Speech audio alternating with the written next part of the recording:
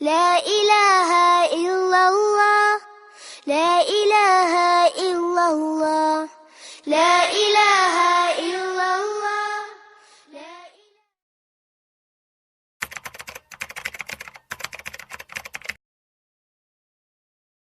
Rahmatullahi ta'ala wa barakatuh. Our lesson is about today renting a car. casharkeenu wuxuu ku saabsan yahay renting a car waa gaari kiraysi. Maariya iyo waxa wada hadlay renting agent wakiilkii kireynta amba ninkii wax kireeya. Maariya waxay tiri waxaan jeclaan lahaa to rent a car inaan gaari kiraysto for several weeks week fara badan inaan gaari kiraysto. Waxaan jeclaan lahaa to rent a car inaan gaari kiraysto for several weeks week toddobaadyo fara badan.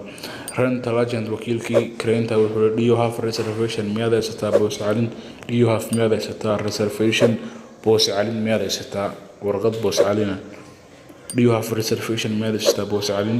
Maria waxay tiri no I don't ma haysto no I don't ma haysto rental agent all right to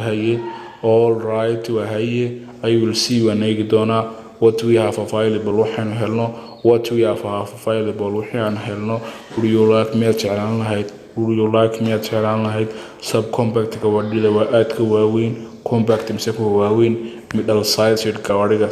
seeska dhaxaa marina aan aadkana waaweyn aadkana yarina dhexdhexaadka oo luxury car mise gaadhiga raaxada oo luxury car mise gawadhi raaxo lagu talagalay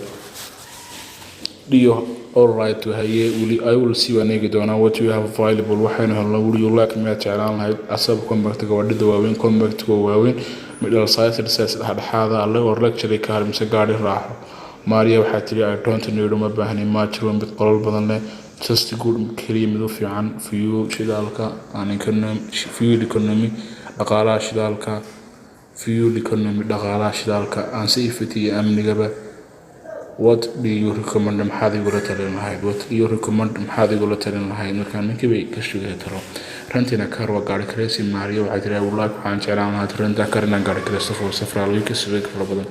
rental agent wakiilka kireeya do you have made a reservation boos calin Maria no I don't have rental agent wakiilkii kireynta all right I will see when I get doona what you have available waxaan helno would you like miyaad jeclaan lahayd subcompact gawadhidaadka waaweyn compact mise kuwa waaweyn middle size dhexdhexaad oo luxury car mise gaadhi raaxo Maria